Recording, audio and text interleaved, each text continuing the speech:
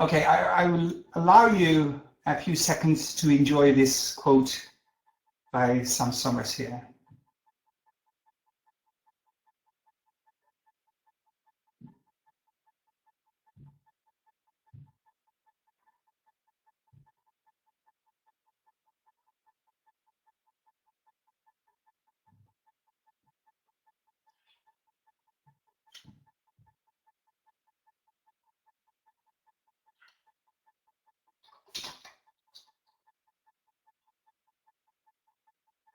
Isn't this a fantastic quote?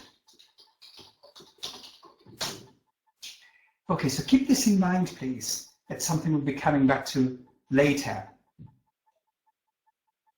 So let's get started then. Hello, everyone, and thank you for being here. My name is Nick, as you should know by now, and my first degree is in economics, which is why perhaps I have this obsession with numbers. So I would like to share a story with you. This happened a few years back. I was at a TEFL convention, and I was just looking at the program, and I was struck by the number of male names I could see there. So I started looking through the program, and on an impulse I started counting. And it turns out that in the field that's almost completely dominated by women, the male speakers actually outnumbered their female colleagues. Yeah? It was even worse with the plenary speakers. You know, the ratio there was even more skewed. And then a few weeks ago, I came across this. And immediately I did a count. I thought, okay, 2 men, 3 women, okay, that's slightly better. And then it hit me. Crystal, Richardson, Freeman, Thornbury, Blake. I said, hang on, all 5 of them are native speakers. 5 out of 5? Then later somebody pointed out that Ms. Richardson is actually Argentinian. So I thought to myself, okay, 4.5 out of 5? Yeah? Let me see now. Lives in the UK, works in the UK, is the Director of Studies of Bell Schools. Yep, 4.5 it is. So is this true? Are non-native speakers underrepresented at the top? I think we all know the answer to that one, yeah? But don't take my word for it, okay? Here's what you can do, an experiment you can do yourselves. You go to your library and you pick up a collection of articles, a compilation, something like this book perhaps, okay? So you open up the book and you turn to the contents page and you start reading out the names. Let's see here now. Michael Rost, Martin Beigate, Catherine Wallace, Joy Reid, Diane Larson Freeman, Ronald Carter, Michael McCarthy, etc., etc. To find a non-native speaker, you have to get to chapter 17, Amy Tui. And she could be a native speaker married to a non-native speaker, perhaps. But what is the ratio? It appears that the ratio here is 28:6. And then there is this fantastic book, one of my favorite compilations. And if you do the same thing here, you'll find the ratio is 35:10. Okay. So, yeah, what is wrong with the non-native? What is wrong with our team? What is wrong with the non-native speaker team? Should we fire our coach? Should we fire Marek? Yeah. Why does this happen? This is what we set out to explore in this webinar. And I would like to start by showing you a little video. So,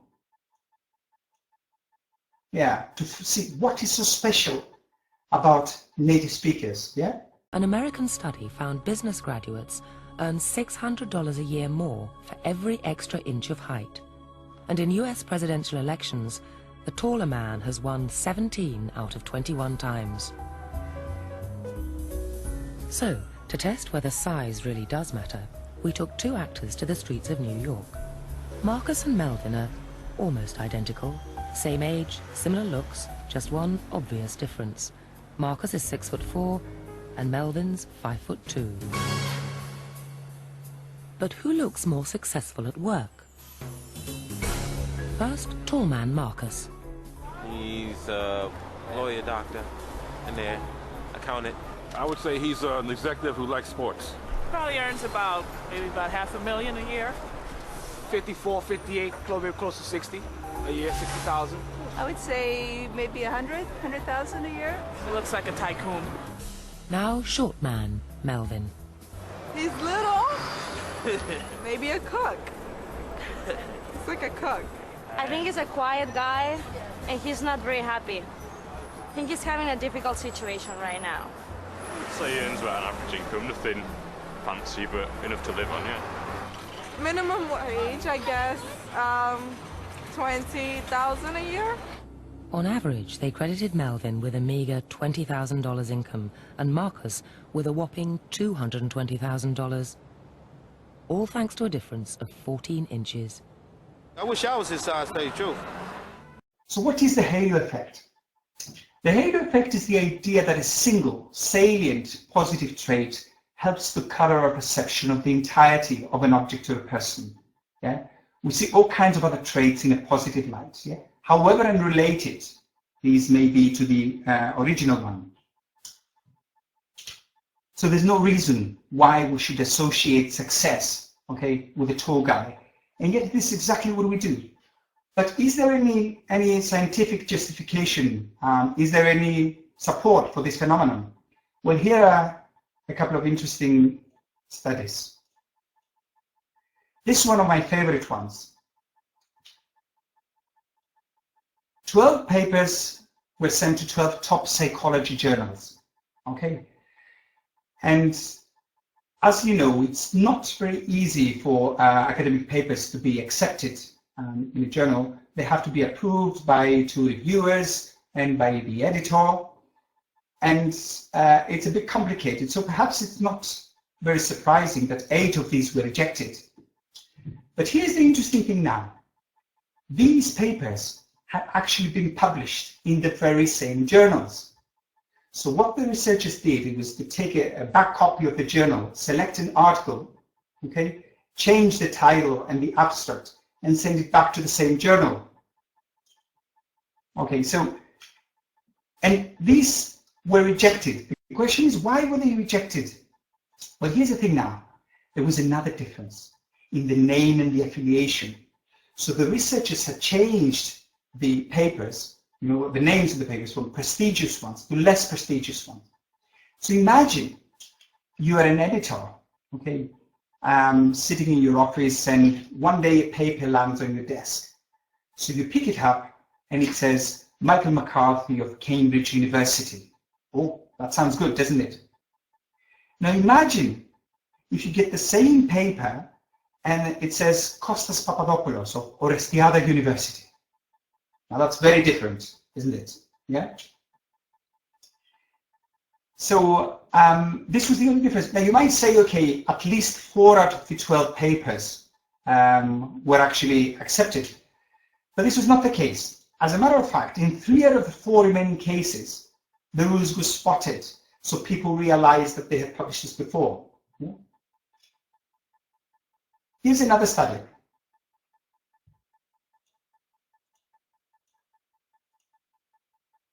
Okay, this is closer to us because it has to do with teachers.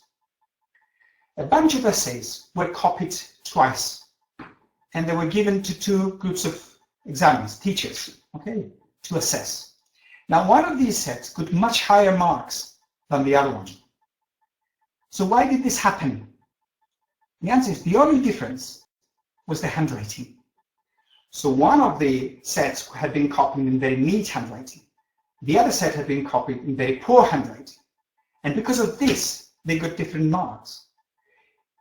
The interesting thing is that the examiners had been asked to mark purely on content, and yet this did not stop, you know, the handwriting from influencing their judgment. So you might say, okay, does this work in ELT, this halo effect? Okay, here's a personal story.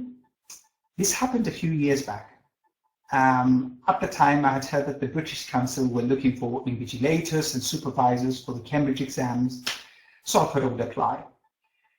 But I had a colleague who worked at the British Council, and she told me that they were actually also looking for oral examiners. So I thought to myself, you know, why not apply for the post of an oral examiner as well. So I went there and I asked them for a form, for the invigilator form, and they gave it to me. They were very friendly, very polite, and so on. So I filled it in, and then I asked them for the other form, for the oral examiner's application form. And it was incredible how their attitude changed. It changed completely. I have to say at this point that all these people there, the administrative staff, were non-native speakers. And as soon as I asked them for this second application form, they started stammering and they said, well, actually, you have to have lived in the UK for a number of years. And yeah, you have to have the RSA Delta, which I did have. Yeah, in the end, they did give me the form. But I thought to myself, hang on, my application may never reach the senior team leader. So I went home and I called my friend and I told her what had happened. So she called the senior team leader and he said, okay, tell your friend to put a photocopy of all his qualifications in an envelope and send this envelope to me. And if he meets the formal requirements, he's going to go through training. And if he's good enough, we're going to hire him. And this is exactly what happened. So I worked as an oral examiner for 10 years and so on. But that change in attitude had stayed with me since then. Okay. So what was the difference then? Obviously, the color of your passport does matter. So what is the element that makes native speakers stand out? In my opinion, the big difference is accent. I think the vast majority of people can tell whether you're a native speaker or a non-native speaker on the basis of your accent, with a high degree of accuracy. And then, here's the interesting thing, they go on to make two assumptions. The first assumption is, oh, you are a native speaker, so your knowledge of the language is better, which is of course very true. But then they go on to make a further assumption, namely that your knowledge of the language is better, ergo you are a better teacher, which does not follow at all, of course. And naturally, this halo effect has serious implications, professionally speaking, okay? I believe that if you're a native speaker, ceteris paribus, if you have a work permit and everything, it is easier to get a job, you can demand better pay, you have better chances of promotion, and better chance of advancing in the field. Then we say, okay, does it really matter so much? So yeah, native speakers have a head start at the beginning of their career. All right, so you have few qualifications, you don't have any experience. It's a good thing if you're a native speaker, but does it matter? Is this initial edge that native speakers have so important in the long run? Surely it is something that disappears, with time.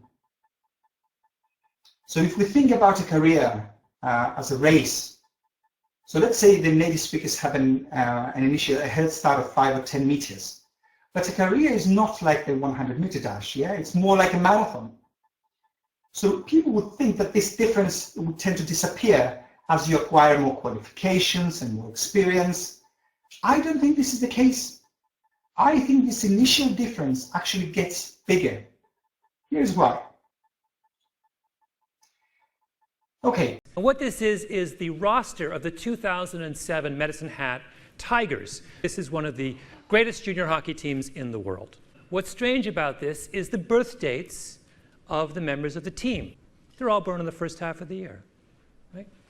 Now, this isn't just true of the Medicine Hat Tigers. This is true of elite hockey teams all around the world. And the explanation is very simple, and that is that in the world of hockey, the cutoff date for eligibility in any given year is January 1st. And all around the world, hockey establishments start recruiting all-star teams when kids are about 8 or 9 years old, right? So you look at all the kids who are playing hockey when they're 8 years old, you choose the best ones, and you pull them out, put them in specialized programs, give them extra practice time, better coaching, et cetera, et cetera, et cetera. But of course, when you are 8 or 9 years old, right, the difference between being born in January and being born in December is enormous. So what they end up doing is choosing all the big kids, the kids born in January, thinking they're the talented ones when in fact they're not talented, they're merely big. But then what do they do with those big kids? Well, they give those big kids 10 years of specialized coaching, extra practice time, and more games until by the time they are 17 and 18, the kids who were just big in the beginning actually are the best. Right?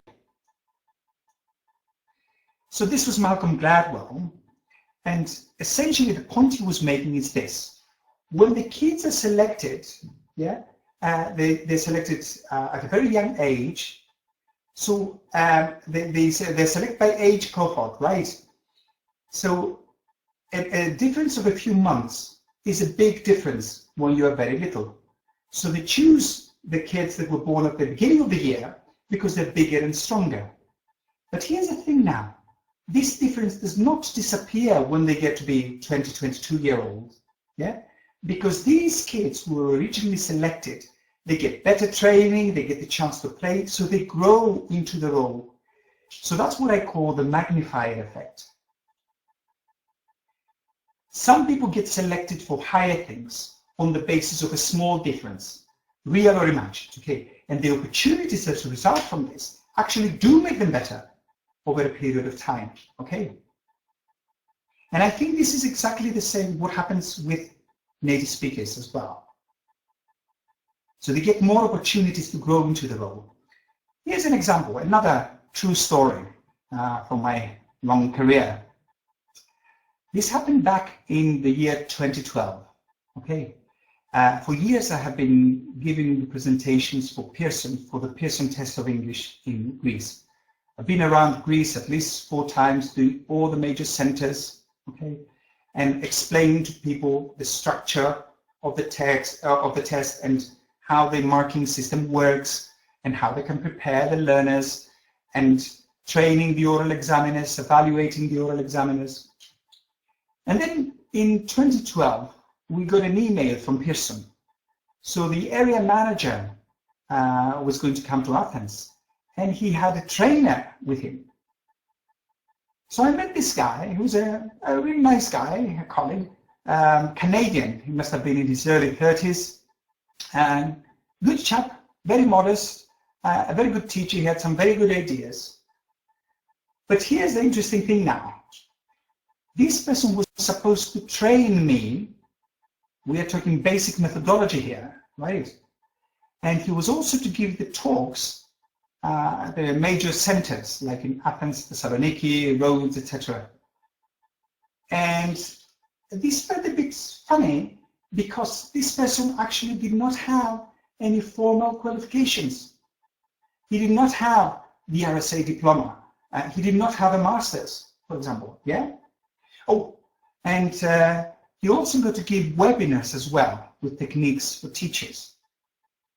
So this is exactly what I mean. Wouldn't it be great if you could get such an opportunity at the beginning of your career to travel around and give presentations and give webinars, the opportunity to grow into the role? But for every person who gets this opportunity, there may be another 20 non-native speakers who do not, you see? And perhaps people who have the RSA diploma, maybe or a master's, people like Marek, perhaps. Marek, have you ever given a paid webinar? I don't think you have, actually, which is exactly my point. And apart from experience, this also leads to increased exposure that native speakers get. And this is self-reinforcing. The more we see them, the more highly we think of them, okay?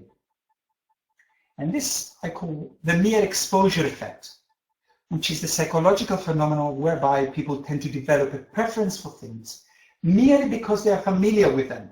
Yeah. By the way, this helps explain this explains the star system in ELT. So, is there any support for this? Well, yes. It has been found that we tend to prefer Chinese characters that we've been exposed to as opposed to others. We don't know what they mean, but we prefer them. Other studies have shown that we prefer geometric objects that we have seen compared to others. But this is one of my favorite studies because it has to do with people.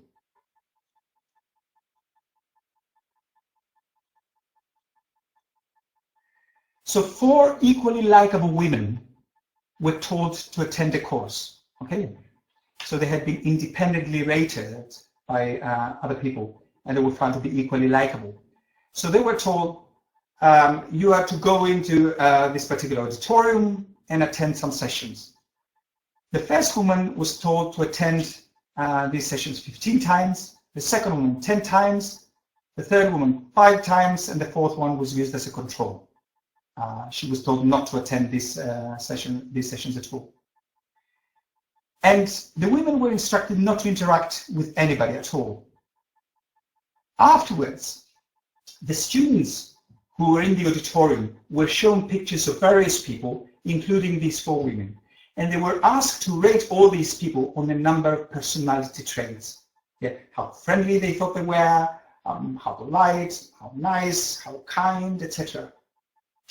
There was a clear correlation between the number of times they had seen these women and how high marks they got. Yeah. So the first woman got top marks. The fourth woman came last. And again, there was a clear correlation with the others. So mere exposure does seem to work. And I think this is exactly what happens with native speakers. Think about it. In Europe, the biggest ELT event is the TEFL conference, yeah, which takes place in the UK.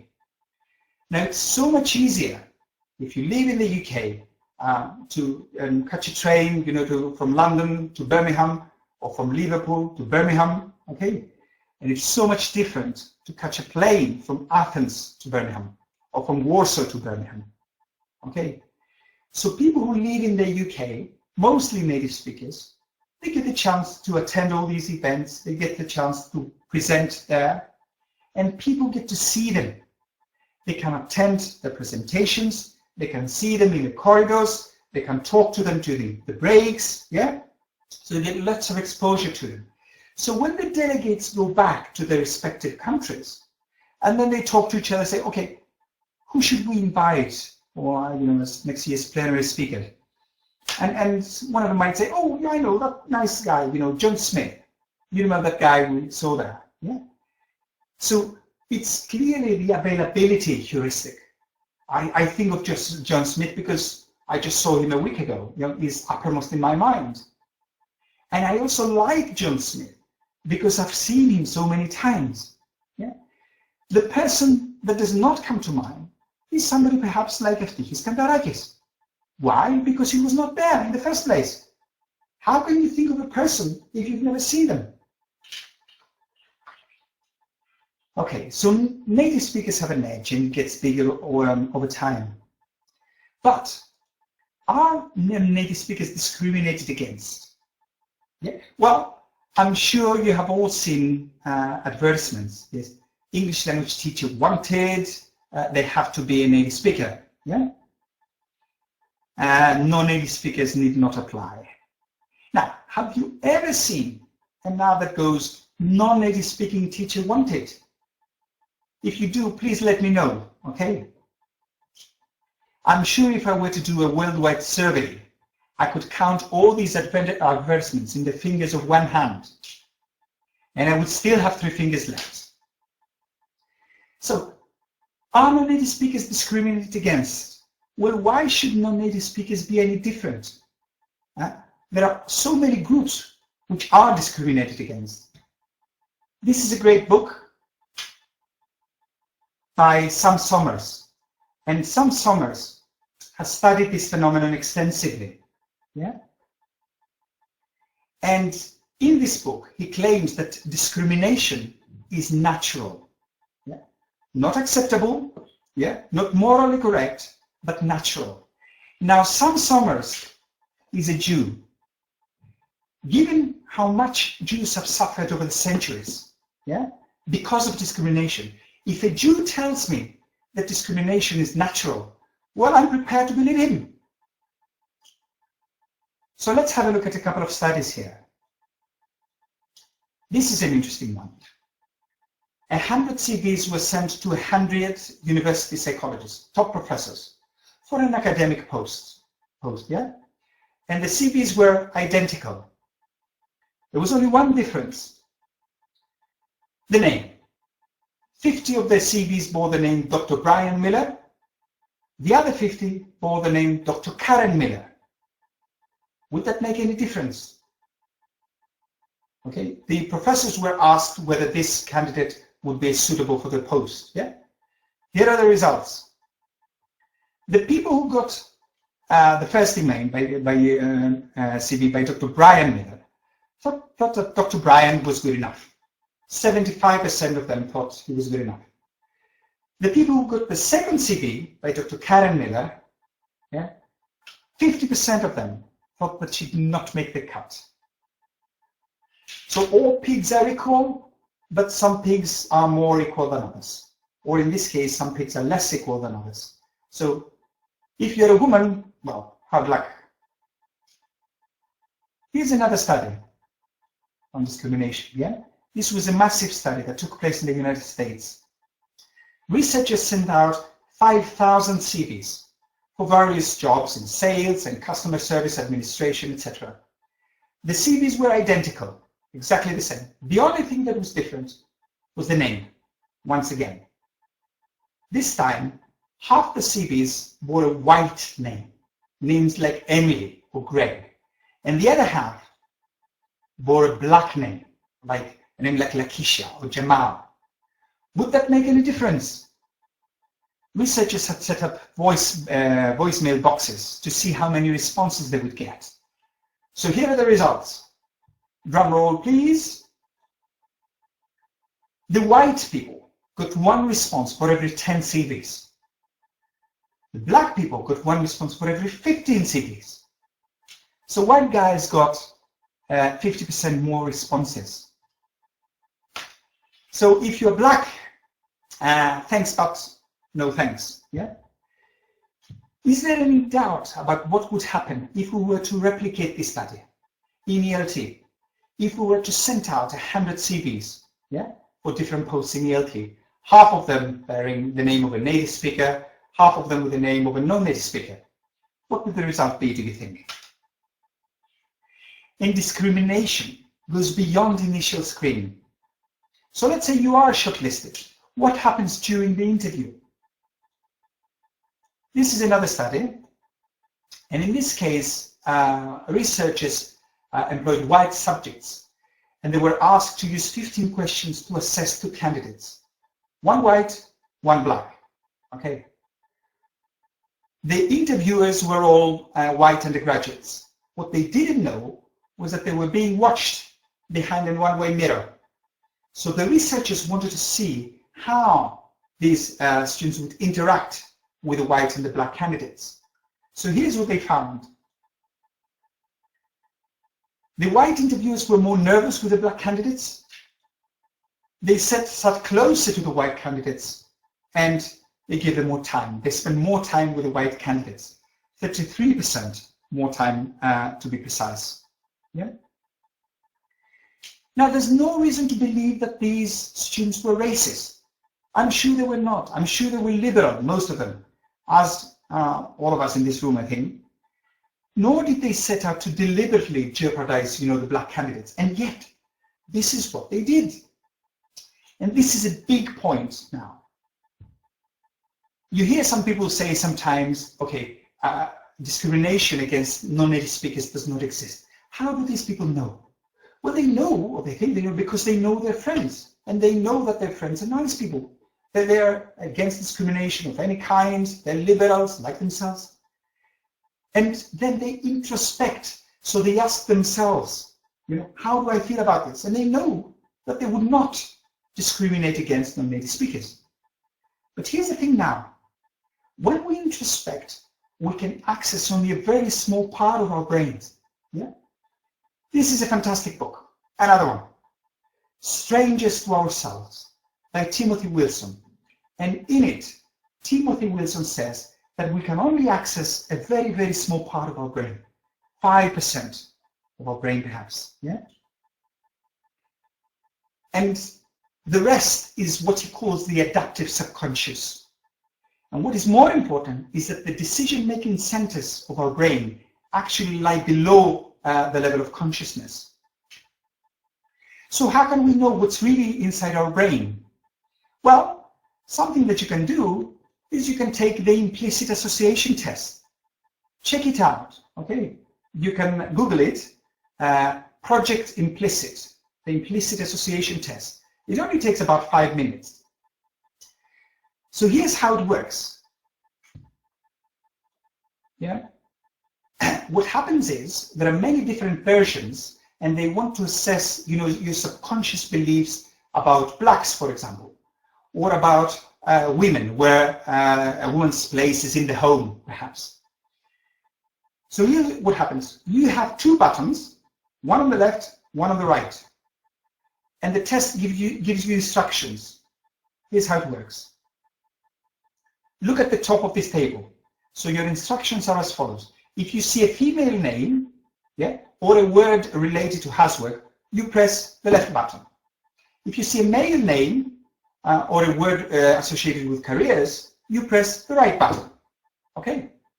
You have to do this fast, and you have to be careful not to make any mistakes. So the software flashes words at you one at a time, and you have to make an instant decision. Let's try it. Paul, male name, okay, right button, yeah? Can't see my hands here, okay. Children, female, housework, left button, yeah? Eliza, female name, left button. Chores, left button. Promotion, career, right button. Meeting, right button, yeah? And so on and so forth. So the software records how long it took you to do this. And then, after a while, you get another test, which is very similar, but this time your instructions are different. Yeah? If you see a male name or a word relates to housework, you click the left button. If you see a female name or a word related to a career, you click the right button. Yeah? So you see Paul, well, that's a male name, that's left button. Yeah? Children, yeah, left button. Eliza, right button, etc., etc. And if there is a difference in the time it takes you to do these two tests, that says something about you. Yeah? If it takes you much longer to do the second type of test, that suggests perhaps that you do not associate women with career, perhaps, or men with housework. So this is the result that you might see. If you Google this, you will see, for example, that most people, oops, let's go again, yeah. You will see that most people actually tend to associate men with career and female with family, which is hardly surprising in the society we live in.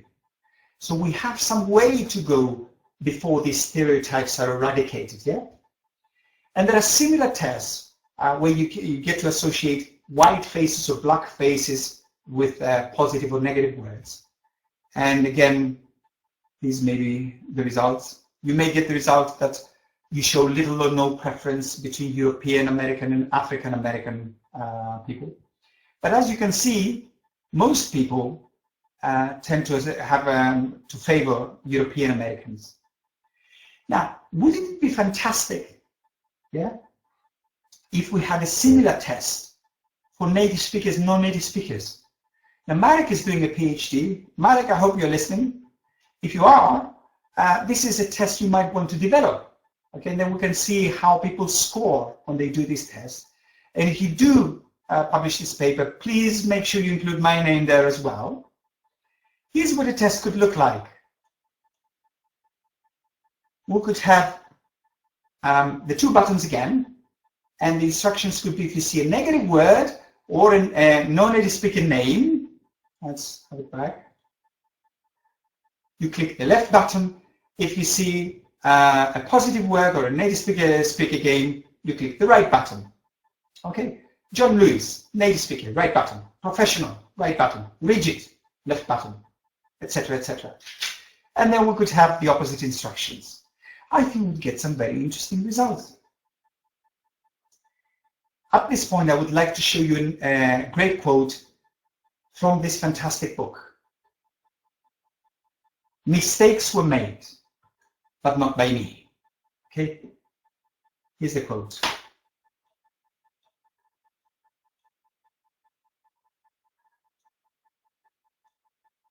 I will allow you some seconds to read it.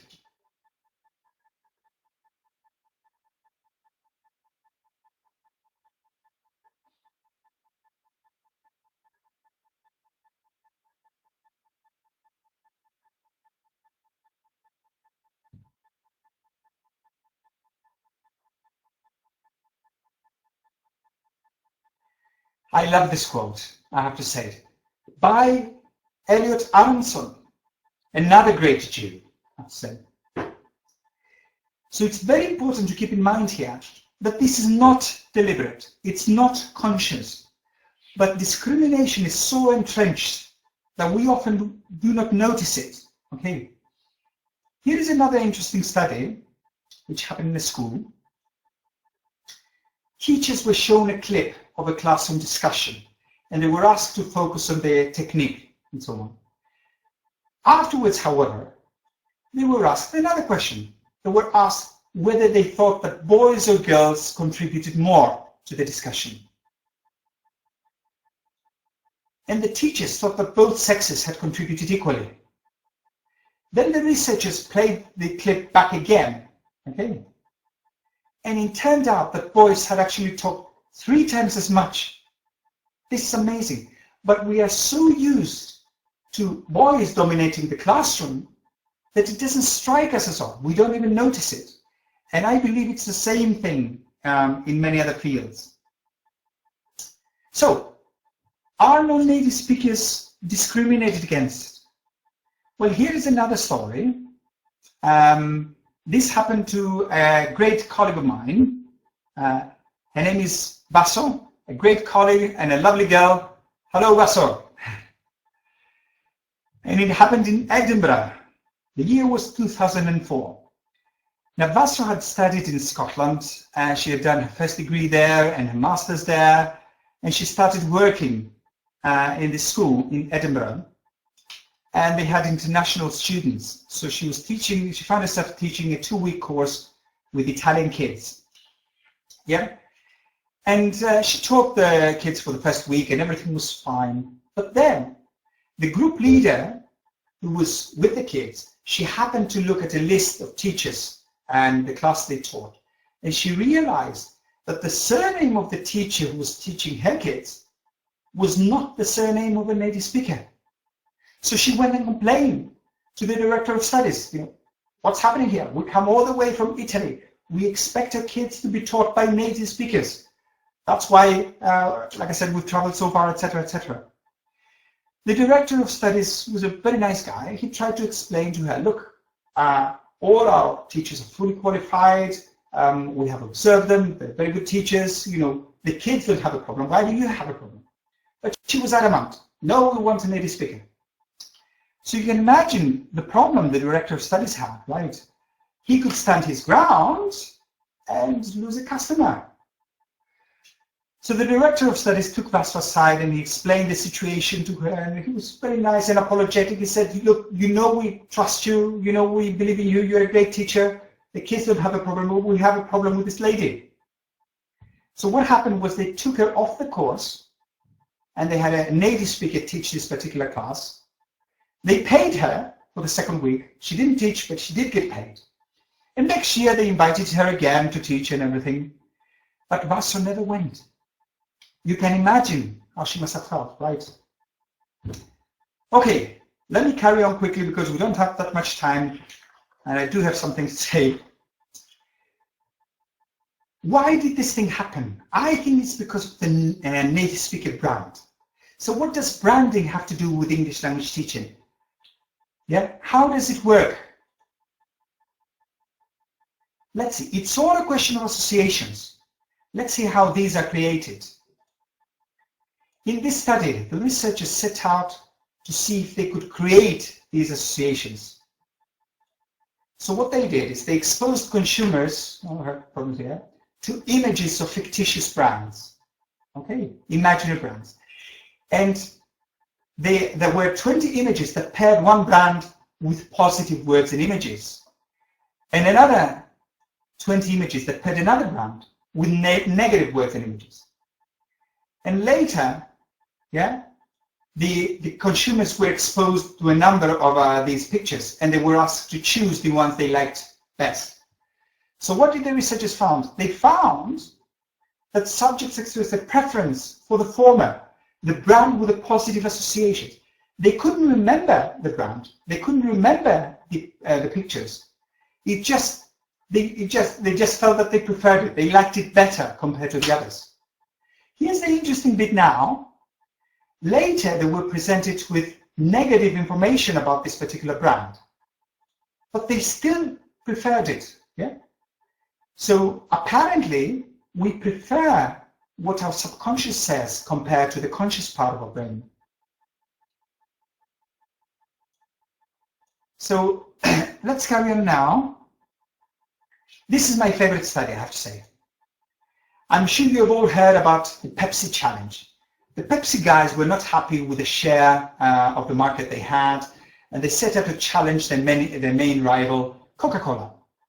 So what they did is they went around with 2 white cups of cola, and they stopped people in the street, and they said, okay, here are 2 cups of cola, okay, taste them and tell us which one do you like best.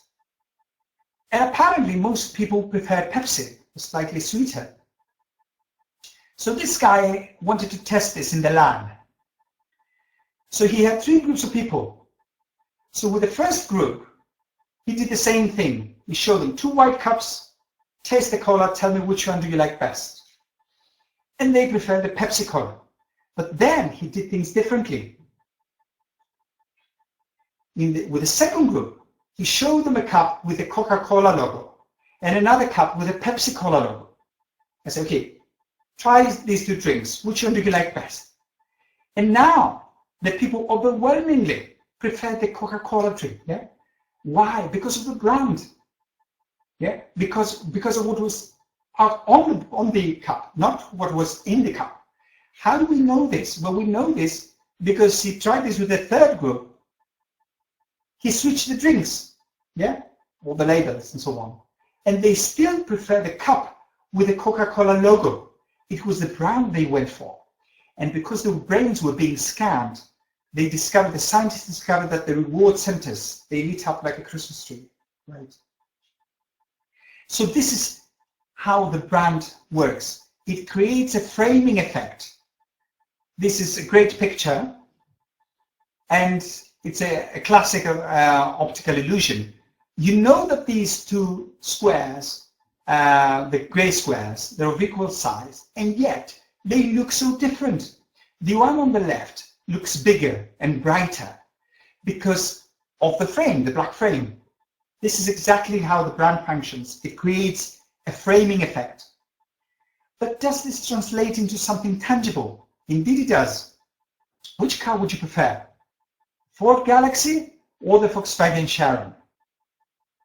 The answer is it doesn't matter, because we're talking about the same car. These cars are made in the same factory, the engine is the same, the suspension is the same, the tires are the same, everything is the same, except for some minor differences in the chassis and the name. But people are prepared to pay $2,000 more for the Volkswagen brand. Yeah. So what about ELT? Is it true that the native speaker brand is the strong brand? Well, we saw that earlier in Basso's case. But here's another example. I have a friend, and he told me an interesting story. This happened some years back in one of the Gulf states. At the time, my friend was a director of studies in a big school there, and they got a request from a university. They had a course of undergraduates. It was a management English or something, so they wanted a teacher. And of course, they asked for a native speaker.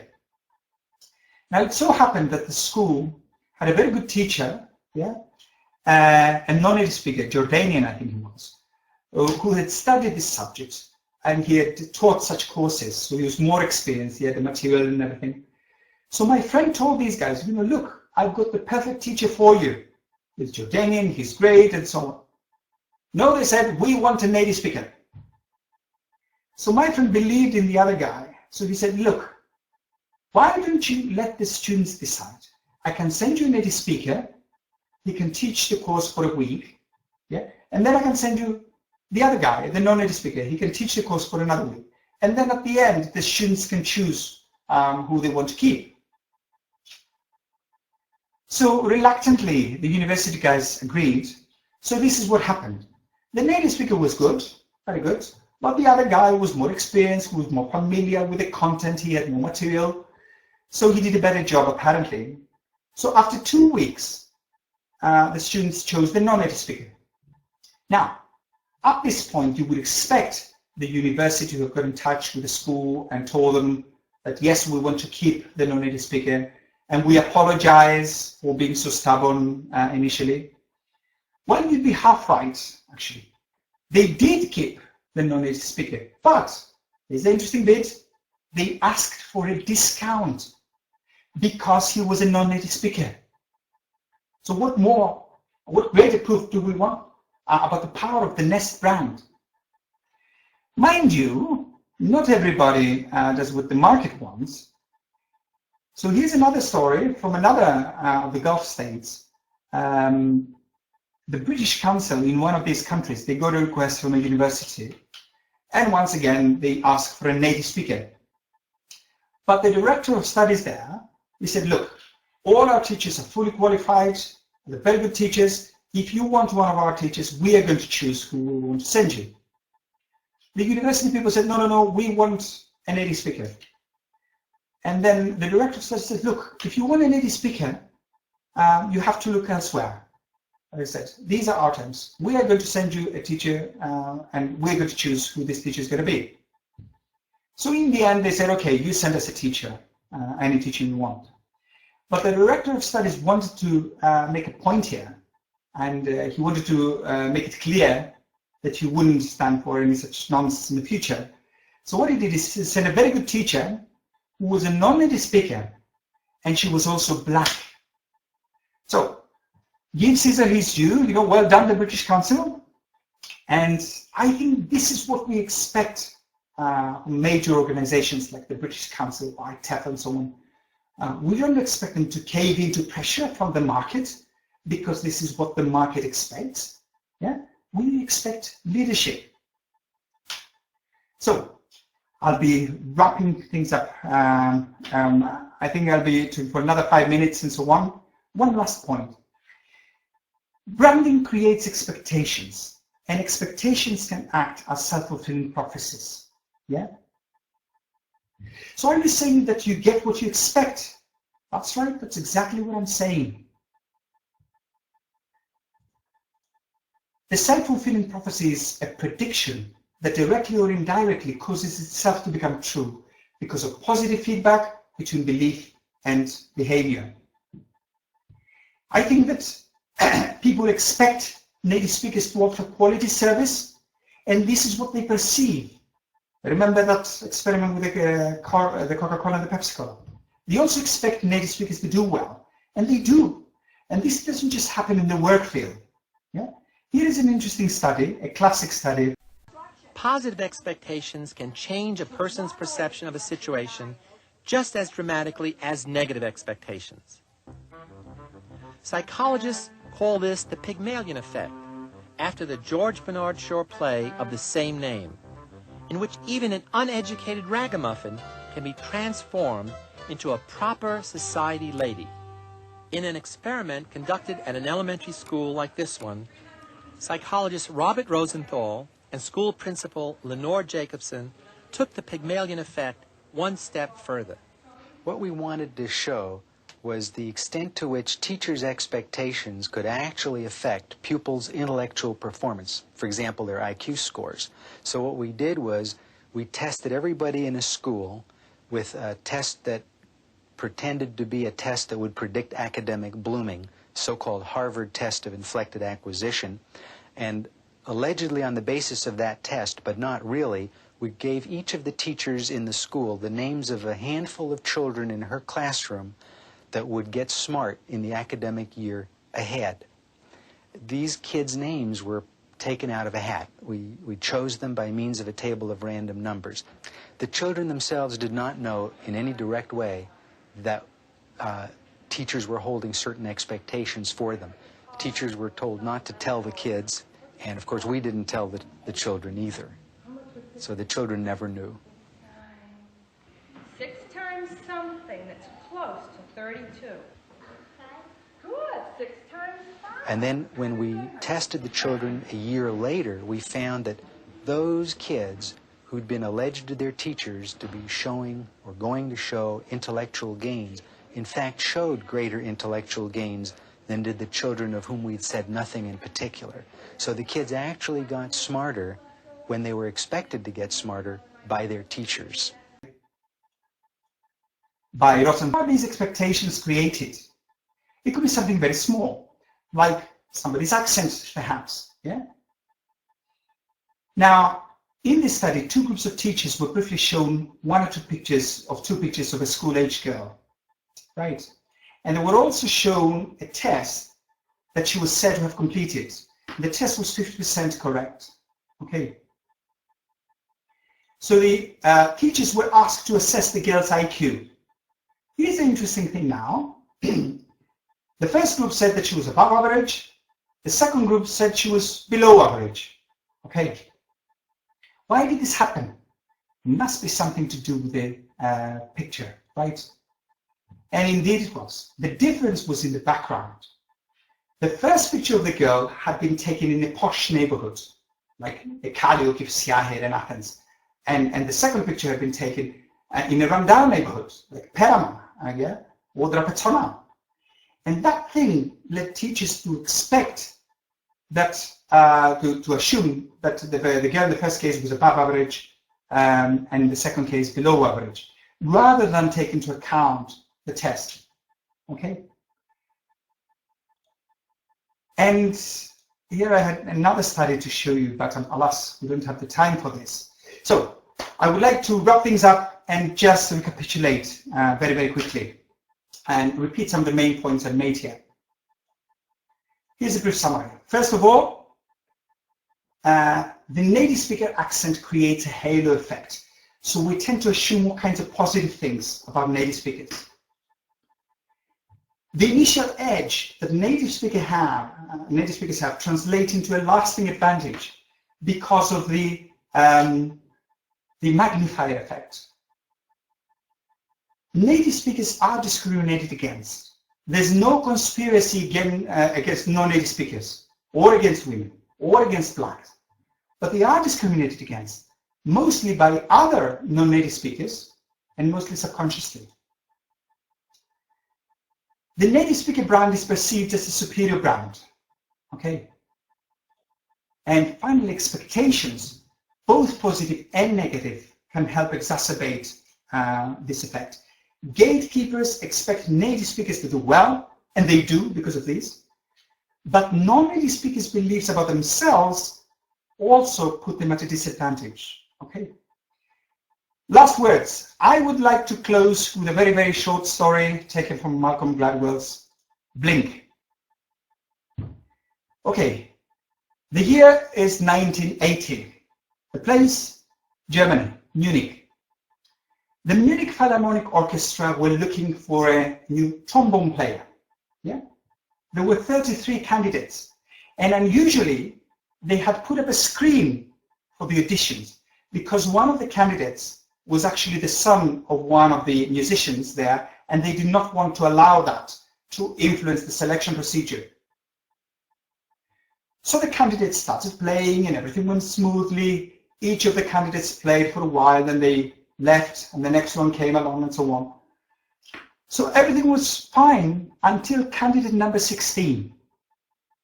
So he played for a while, then he packed up his instrument, went backstage, but the committee, they were floored completely. Yeah, the musical director, he said, that's it. That's the person we want. So they sent everybody away. The others, they just left without even playing. And they sent a guy backstage to find the successful candidate. Now you can imagine this guy's surprise when he came face to face with a woman. Yeah? This had never happened before. There were no women in the orchestra, and everybody knew anyway that women could not perform at this level. They did not have the right kind of motivation, their lungs were not strong enough, their fingers were too small. And yet, there she was. Nor was this the only case. In the Metropolitan Orchestra of New York, the first time they put up the screen, they were looking for 4 violinists. At the end of the audition, they were shocked when they realized that all 4 of the successful applicant candidates were actually women. So, I don't want to draw any parallels here. I think the moral is clear. Who tapped that screen? Thank you very much.